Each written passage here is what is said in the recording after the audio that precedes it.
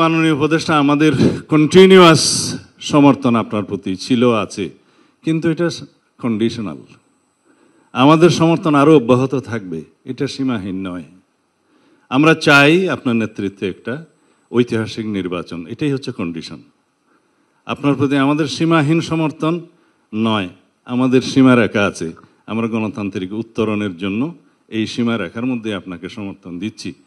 আপনি দয়া করে এটা অনুধাবন করার চেষ্টা করবেন। রেইনবো অ্যাক্রোপ্লাস্টে অ্যাক্রিলিক এমালশন থাকায় মুছে ফেলা যায় যে কোনো দাগ সহজেই। Rainbow paints, colour of joy. আমরা চাই না প্রতিরক্ষা বাহিনীগুলোর মধ্যে কোনো রকমের ভারসাম্যহীনতা নষ্ট হোক। আমরা সেটা এফোর্ড করতে পারবো না এই মুহূর্তে। আমরা চাই আপনার সাথে প্রতিরক্ষা বাহিনীর সুসম্পর্ক বজায় থাকুক। রাষ্ট্রে একটা ব্যালেন্সড অবস্থা থাকতে হবে। আমরা নির্বাচনকে সামনে রেখে কোনো রকমের ঝুঁকির মধ্যে আমরা যেতে চাই না, যেতে পারবো না, সেটা আমরা এফোর্ড করতে পারবো না। পতিত স্বৈরাচার এবং তাদের দোসর একটি দেশ এই সুযোগ নেওয়ার জন্য বসে থাকবে। সুতরাং আমাদেরকে একদম অতি বিপ্লবী হলেও চলবে না, আমাদেরকে বাস্তবতার নিরিখে আমাদের পদক্ষেপটা দিতে হবে। মাননীয় প্রধান উপদেষ্টা, জাতীয় ঐক্যমত্য কমিশনের মাননীয় সদস্যবৃন্দ, উপস্থিত সম্মানিত জাতীয় নেতৃবৃন্দ, আসসালামু আলাইকুম রহমতুল্লাহ। আজকে কেন মাননীয় উপদেষ্টা আমাদেরকে আমন্ত্রণ জানিয়েছেন, আমি আমার ভাই আক্তার বক্তব্য দেওয়ার আগ পর্যন্ত বুঝতে পারিনি। তো আক্তার বক্তব্য দেওয়ার পরে বুঝতে পারলাম যে এখানে কিছু সমস্যা হয়েছে জুতায় জাতীয় সনদ স্বাক্ষর করার সংক্রান্ত বিষয়ে। তারপরে সেই বক্তব্যটা জামায়াত ইসলামের নেতা জনাব আকন্দ সাহেব যেটা কোরোবোরেট করলেন, তাতে করে এটা সমৃদ্ধ হয়েছে।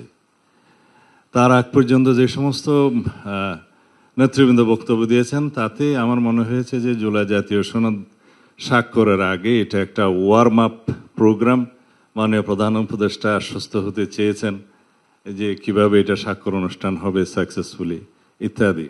যেহেতু মাননীয় প্রধান উপদেষ্টা প্রারম্ভিক স্বাগত বক্তব্য দেন নাই, সেই জন্য এগুলো বুঝতে অপেক্ষা করতে হয়েছে। আশা করি আপনার বক্তব্যের মধ্য দিয়ে আমরা আরও বেশি আশ্বস্ত হব। তা আমার মনে হয়েছিল মাননীয় প্রধান উপদেষ্টা আপনি জাতিসংঘ সফরের সময় জনাব আক্তার হোসেনকেও সাথে নিয়ে গেছিলেন, তারা হয়তো অনেক কিছু বিষয়ে আপনার কাছ থেকে শিক্ষা পাবেন, আশ্বস্ত হবেন, এবং আমরাও শেষে আশ্বস্ত হতে পারবো। কিন্তু এখন দেখতেছি যেই আমরা সারা রাত যা পড়লাম, সকালবেলা ওটা আবার এটা রিপিটেশন, সেটা করা আমাদের মনে হয় উচিত হবে না। আমাদেরকে আপনার প্রতিশ্রুত সময়ে ফেব্রুয়ারির প্রথমার্ধে অবশ্যই নির্বাচন অনুষ্ঠান করতে হবে, যার কোনো বিকল্প নাই এই জাতির সামনে। দ্বিতীয়, আমি আজকে দফাওয়ারি আপনার সামনে উপস্থাপন করতে চাই। এমন একটা অ্যাটমসফিয়ার আমাদেরকে বজায় রাখতে হবে, যে অ্যাটমসফিয়ার আমরা কখনো পতিত স্বৈরাচারকে আর কখনো এখানে সুযোগ নিতে দেব না। যেভাবেই হোক, দীর্ঘদিন অনির্বাচিত অবস্থায় একটা সরকার পরিচালিত হলে যে সমস্ত সমস্যা দিয়ে উৎপত্তি হয়, সেটা এখনো হয়েছে।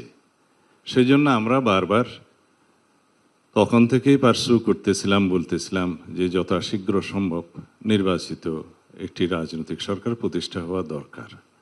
তা না হলে পৃথিবীর বিভিন্ন দেশে এ সমস্ত অভ্যুত্থান পরবর্তীতে যা কিছু দেখা হয়েছে, যে সমস্ত সিমটম, সেই সিমটম এই দেশেও উৎপত্তি হবে এবং হয়েছেও তাই।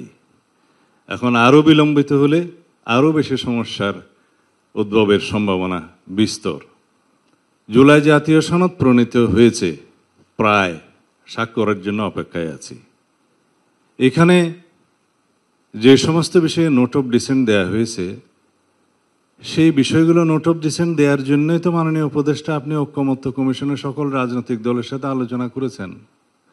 যদি এখানে কোনো নোট অফ ডিসেন্ট নাই দেওয়া হতো, কিছু কিছু বিষয়ে অনৈক্য নাই হতো, তাহলে জাতীয় ঐক্যমত্য কমিশন থেকে যে সমস্ত প্রস্তাব দেয়া হতো সবাই একমত হয়ে যেতাম, আর কোনো আলোচনার প্রয়োজন ছিল না।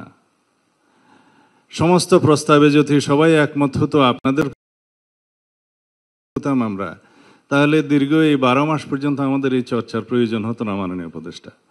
আর সমস্ত প্রস্তাবগুলো যেগুলো আমার শ্রদ্ধেয় বদিউল আলম মজুমদার সাহেব দিয়েছেন আর কি, এগুলো সব কিতাবে মানায়। বাস্তবের সাথে সেটার অনেক কিছু মিল ছিল না, যেটা আলোচনায় দেখা গিয়েছে। বাংলাদেশের রাজনৈতিক সংস্কৃতিতে এবং রাজনৈতিক ইতিহাসে যেগুলো সম্ভব, আমাদের কালচারাল স্টেটাসে যেগুলো সম্ভব, আমাদের মানবাধিকার পরিস্থিতি যেগুলো সম্ভব, ইভেন জুডিশিয়ারি জাজমেন্টও সেগুলো বিবেচনায় জুডিশিয়ারি জাজমেন্ট দেয়। কারণ এটা ব্রিটিশ নয়, এটা আমেরিকা নয়, এটা বাংলাদেশ। এখানে আমাদের ধর্মীয় কালচারকে বিবেচনায় নিতে হয়, আমাদের সামাজিক কালচারকে বিবেচনায় নিতে হয়, আমাদের দীর্ঘদিনের চর্চিত রাজনৈতিক কালচারকে বিবেচনায় নিতে হয়। সেই জন্য আমরা গ্রাজুয়ালি একটা পর্যায়ে এমন অবস্থায় এসেছি যে আমরা সবাই এখানে আছি আপনার নেতৃত্বে। কেন আছি? যে এমন একটা অ্যাটমসফিয়ার আপনি ক্রিয়েট করতে পেরেছেন, গণ অভ্যুত্থানের মধ্য দিয়ে ছাত্র জনতা রক্ত দিয়ে এটা ক্রিয়েট করতে পেরেছে যে আজকে সকল রাজনৈতিক দল একটা সৌহার্দ্যপূর্ণ পরিবেশে অম্লমধুর আলোচনা করে একটা সিদ্ধান্তে আসতে পারে। কিন্তু মাননীয় উপদেষ্টা, আমাদের কন্টিনিউয়াস সমর্থন আপনার প্রতি ছিল, আছে, কিন্তু এটা কন্ডিশনাল। আমাদের সমর্থন আরও অব্যাহত থাকবে, এটা সীমাহীন নয়। আমরা চাই আপনার নেতৃত্বে একটা ঐতিহাসিক নির্বাচন, এটাই হচ্ছে কন্ডিশন। আপনার প্রতি আমাদের সীমাহীন সমর্থন নয়, আমাদের সীমারেখা আছে। আমরা গণতান্ত্রিক উত্তরণের জন্য এই সীমারেখার মধ্যে আপনাকে সমর্থন দিচ্ছি। আপনি দয়া করে এটা অনুধাবন করার চেষ্টা করবেন। আজকে সচিবালয়ে যে সমস্ত নিয়োগ বদলি পদায়নের জন্য আপনি মন্ত্রিপরিষদ একটা ক্যাবিনেট কমিটি করে দিয়েছেন, এটার কোনো চর্চা নাই, এটার কোনো ট্রেডিশন নাই, এটা কোনো নিয়ম নয়। তারা যা করছে পদোন্নতি নিয়োগ বদলির মধ্যে, সেটা ওখানে একটা রাজত্ব সৃষ্টি হয়েছে, আপনি খোঁজ নেবেন। আমরা খুব অসন্তোষ প্রকাশ করছি। তাছাড়া অন্যান্য বিষয়ে যাতে বাংলাদেশের সকল অর্গানে ব্যালেন্স থাকে, সেটা আপনাকে চেষ্টা করতে হবে মাননীয় প্রধান উপদেষ্টা। আমরা চাই না প্রতিরক্ষা বাহিনীগুলোর মধ্যে কোনো রকমের ভারসাম্যহীনতা নষ্ট হোক। আমরা সেটা এফোর্ড করতে পারবো না এই মুহূর্তে। আমরা চাই আপনার সাথে প্রতিরক্ষা বাহিনীর সুসম্পর্ক বজায় থাকুক, রাষ্ট্রে একটা ব্যালেন্সড অবস্থা থাকতে হবে। আমরা নির্বাচনকে সামনে রেখে কোনো রকমের ঝুঁকির মধ্যে আমরা যেতে চাই না, যেতে পারবো না, সেটা আমরা এফোর্ড করতে পারবো না। পতিত স্বৈরাচার এবং তাদের দোসর একটি দেশ এই সুযোগ নেওয়ার জন্য বসে থাকবে। সুতরাং আমাদেরকে একদম অতি বিপ্লবী হলেও চলবে না, আমাদেরকে বাস্তবতার নিরিখে আমাদের পদক্ষেপটা দিতে হবে। আমি যারা নোট অফ ডিসেন্টের বিষয়ে কথা বলছে তাদের উদ্দেশ্যে বলছি যে নোট অফ ডিসেন্ট যেগুলো দেওয়া হয়েছে, এগুলোর স্বাধীনতা তো আপনারাই দিয়েছেন আলাপ আলোচনার মধ্য দিয়ে।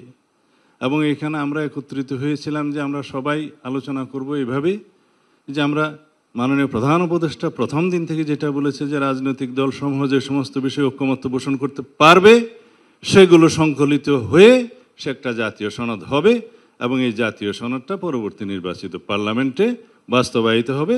তার আগ পর্যন্ত এই সরকারের হাতে যেগুলো করার ক্ষমতা থাকবে অর্ডিন্যান্স জারির মধ্য দিয়ে বা নির্বাহী আদেশের মধ্য দিয়ে, সেগুলো বাস্তবায়িত ইতিমধ্যেই হবে এবং হচ্ছে প্রতিনিয়ত।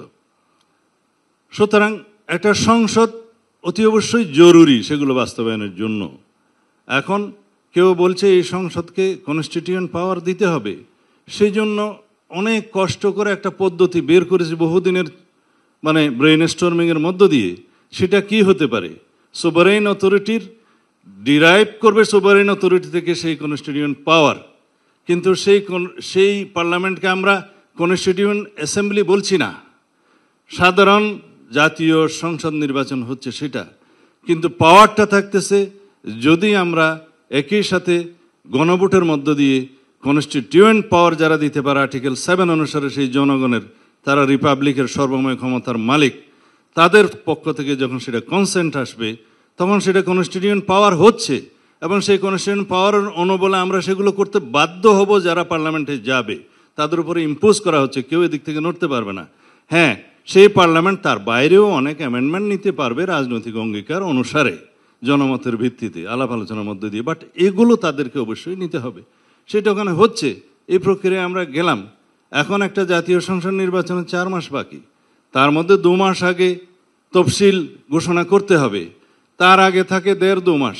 সেই সময়ের মধ্যে আরেকটা বিশাল আয়োজন জাতীয় সংসদের মধ্যে আয়োজন করা মাননীয় উপদেষ্টা বাংলাদেশের প্রেক্ষিতে সেটা কতটুকু বাস্তবায়ন এবং ফলাফলে কি? সারা সমগ্র দেশের জনগণ সংস্কারের জন্য বসে আছে, সংস্কারের পক্ষে, সমস্ত রাজনৈতিক দল সংস্কারের পক্ষে, জাতি পক্ষে। এখানে নেগেটিভ ভোট কয়টা পড়বে হাতে গোনা যাবে, সবাই পজিটিভই দেবে। বাকি রইল নোট অফ কনসেন্টের জন্য। মাননীয় প্রধান উপদেষ্টা বলাই আছে যে সমস্ত রাজনৈতিক দল নির্বাচনী ইশতেহারে নোট অফ ডিসেন্টগুলো উল্লেখ করে জনগণের ম্যান্ডেট প্রাপ্ত হবে, তারা সেইভাবে নোট অফ ডিসেন্টগুলো বাস্তবায়ন করতে পারবে। এখন আমাদের কিছু নোট অফ ডিসেন্ট আছে, অন্য একটা দলের কিছু নোট অফ ডিসেন্ট আছে, তারা যদি সংসদে ম্যান্ডেট প্রাপ্ত হয়ে যায়, সেরকম মেজরিটি পায়, তাহলে তারা সেটা বাস্তবায়ন করবে। আমরা খুব বেশি বিষয় ওখানে উল্লেখ করিনি, কয়েকটা বিষয় আছে বাস্তবতার ভিত্তিতে করেছি। আমরা 70 অনুচ্ছেদে যখন প্রথম অনুচ্ছেদ 70 অনুচ্ছেদে আমরাই রাজি হই প্রথম নোট অফ ডিসেন্ট সহকারে, যে হ্যাঁ এমপিদের স্বাধীনতা দুই ক্ষেত্রে থাকবে না, অর্থ বিল এবং আস্থা ভোট। বাকি অনেকে বলছে এটার সাথে সংবিধান সংশোধনও থাকতে পারে, এগ্রিড। আমরা বলছি তার সাথে আরেকটা থাকুক, যে দেশে যুদ্ধ পরিস্থিতির মতো কোনো পরিস্থিতি হলে সেই সময় যেন এমপিরা স্বাধীনভাবে ভোটটা দিতে না পারে, দলের পক্ষে। এটা খুব মেজর কিছু নয়। প্রধান বিচারপতি নিয়োগের ক্ষেত্রেও একই। কেউ বলেছে আপিলের ডিভিশন থেকে নিয়োগ করতে হবে, সেটা একটা ডেভেলপমেন্ট। আগে সেই বাধ্যবাধকতা ছিল না, যে কাউকে বানানো যেত। আমরা বলেছি এটা এগ্রিড, কিন্তু দুইজনের অপশনটা প্রেসিডেন্টের হাতে থাকা এই জন্যই ভালো, যে হঠাৎ করে যদি কেউ সিনহার মতো লোক এসে যায়, সেই ক্ষেত্রে একটা অসুবিধায় পড়তে হবে জাতিকে। কারণ যে সমস্ত রিক্রুটমেন্ট হয়েছে জুডিশিয়ারিতে, আপনারা সবাই জানেন যে আরও 15 বছর লাগবে এগুলো ক্লিন আপ হইতে। তো সুতরাং একটা অপশন থাকলো। এগুলোই নোট অফ ডিসেন্ট, ছোটোখাটো। আমরা বলেছি আমরা দ্বিতীয় চেম্বার চাই, আপার হাউস চাই, 100 সদস্যের চাই, কিন্তু সেই নিয়োগ প্রক্রিয়া বা মনোনয়ন প্রক্রিয়া বা নির্বাচন প্রক্রিয়া নিয়ে একটু নোট অফ ডিসেন্ট আছে, 2 রকম প্রক্রিয়া আছে। এগুলোই সামান্য নোট অফ ডিসেন্ট। এখন যদি প্রতিটা প্রশ্ন গণভোটে আসে, সেই গণভোট একটা অসংখ্য প্রশ্নাবলীর একটা সংকলিত বই হয়ে যাবে, আর ব্যালট থাকবে না। সেই জন্য আমরা বলছি যে জাতীয় সনদটা যেভাবে প্রণীত হয়েছে আমরা সবাই সেভাবে স্বাক্ষর করি, করার পরে সেটা পাবলিশ হবে, ওয়েবসাইটে যাবে, সরকার পাবলিশ করবে, ইলেকশন কমিশন পাবলিশ করবে, সমস্ত নির্বাচিত সমস্ত রাজনৈতিক দলগুলো তাদের ইশতেহারে দিবে, জনগণ অবহিত হবে। ইন টোটাল একটা গণভোট হবে যে এই জুলাই জাতীয় সনদের পক্ষে আপনারা আছেন কি না, হ্যাঁ অথবা না বলেন, ছোট্ট একটা ব্যালট। এই একটা মাত্র কোয়েশ্চেন। এখন যদি এই জুলাই গণভোটটা যদি আগে হবে না পরে হবে, এটা তো ঘটনা একই। এটা তাল দপ করিয়া পড়িল না পড়িয়া দপ করিল, কথাতে একই। এটা হ্যাঁ বলবে অথবা না বলবে। এখন যদি একই দিনে একটা ছোট্ট ব্যালটে গণভোট হয়, সেটা আমাদের জন্য সবচাইতে সুবিধাজনক এবং আলাদা ব্যয়বহুল হবে না, আলাদা ম্যান পাওয়ার অ্যারেঞ্জমেন্ট করতে হবে না, আলাদা নির্বাচনী বাক্স হবে না, আলাদা বুথ সেন্টার হবে না, এবং সমস্ত জনবল হবে না, অনেক কিছুই হবে না আরেকটা নির্বাচনের মতো। আমরা মনে করি যারা আগে গণভোট অনুষ্ঠানের জন্য পার্শ্ব করছে, সেটা অবশ্যই তাদের অধিকার আছে, কিন্তু এটা কতটা যৌক্তিক আপনারা সবাই একটু চিন্তা করে দেখবেন। এবং আমরা মনে করি সেটা নির্বাচন বিলম্বিত করার একটা প্রয়াসও হয়তো বা হতে পারে, আমাদের কাছে তাই মনে হয়। তো সুতরাং আমরা একটা সমাধানে যাই, মাননীয় প্রধান উপদেষ্টা। আমরা আরও অনেক কিছু বিষয় এখানে বলতে পারতাম, কিন্তু আমি লিমিটেড থাকতে চাই। আজকে জুলাই জাতীয় সনদ স্বাক্ষরের অনুষ্ঠানকে কেন্দ্র করে আর অনেক বিষয়ে বলতে চাইলেও আজকে বলবো না, কিন্তু সার্বিক বিবেচনায় আমরা মনে করি আমরা আজকে ঐক্যবদ্ধ হয়েছি, সবাইকে নিয়ে আমরা একসাথে বসছি। আমাদের মধ্যে অনেক তর্ক বিতর্ক হয়েছে, অম্লমধুর অনেক তর্ক হয়েছে, শেষ পর্যন্ত আমরা একটা কনক্লুশনে আসতে পেরেছি এবং আমরা সেটা প্রণয়ন করেছি। আজকে সে যদি আবার সকালবেলা যেভাবে শুনলাম যে অঙ্গীকারনামার ওই দফাটা থাকলে অমুক অমুক পার্টি স্বাক্ষর করবে না, তাহলে কি করতে হবে? এটা দফাওয়ারি জায়গায় সব লিখতে হবে যে কি কি আছে নোট অফ ডিসেন্ট। ঠিক আছে, লিখুন। দফাওয়ারি জায়গার বিপরীতে যদি আপনি লিখতে চান, আপনার পৃষ্ঠা 40টা না হয়ে হয়তো 50টাতে উপনীত হবে, কারণ প্রত্যেকটার পিছিয়ে পিছিয়ে এক একটা প্যারাগ্রাফ আপনাকে একই কথাগুলো লিখতে হবে। কিন্তু অঙ্গীকারনামায় থাকলে সেটা লিখতে হতো না। সেকেন্ডলি আসলো গণভোট আগে না পরে, সেটা তো এখানে জুলাই জাতীয় সনদের অন্তর্ভুক্ত কোনো বিষয় নয়। জুলাই জাতীয় সনদ হচ্ছে একটা সনদ, সেটা স্বাক্ষরিত হবে। বাস্তবায়নের জন্য সুপারিশ যেটা করবেন সেটা জাতীয় ঐকমত্য পরিষদ কমিশন সরকারের কাছে রিকমেন্ডেশনস দিবে যে এই প্রক্রিয়ার মধ্য দিয়ে এটা বাস্তবায়ন করা যায়। It is not part of the charter. July জাতীয় সনদের অংশ সেটা নয়। এটা নিয়ে আলাদাভাবে আপনারা কথা বলতে পারেন। তো বাকি রইল এখন আমরা কিভাবে জাতির সামনে এই জিনিসটা উপস্থাপন করতে পারি। সেটার বিষয়ে আপনারা যদি আমাদের এই সমস্ত আলাপ আলোচনার প্রেক্ষিতে সন্তুষ্ট না হন, মাননীয় প্রধান উপদেষ্টা আপনি আজকে বলতে পারেন যে আপনার সিদ্ধান্ত কি। আমরা সবসময় আপনার সিদ্ধান্তের প্রতি সবসময় শ্রদ্ধাশীল। আশা করি আপনি জাতির ঐক্যের প্রতীক হিসাবে এবং বিশ্বের একজন বরেণ্য ব্যক্তিত্ব হিসাবে আপনি আপনার সিদ্ধান্তটা প্রকাশ করবেন। আমরা 17 তারিখে 4টার সময় জুলাই জাতীয় সনদে স্বাক্ষর করার জন্য প্রস্তুত আছি এবং আশা করি যেভাবে আমরা একত্রিত হয়েছি, একমত হয়েছি, চার্টারে আমরা with note of dissent clearly আমরা আটার করি, সেইভাবে আমরা সেটা দস্তখত করি, তাহলে পরে আমরা বিশ্বের কাছে একটা নজির স্থাপন করতে পারবো।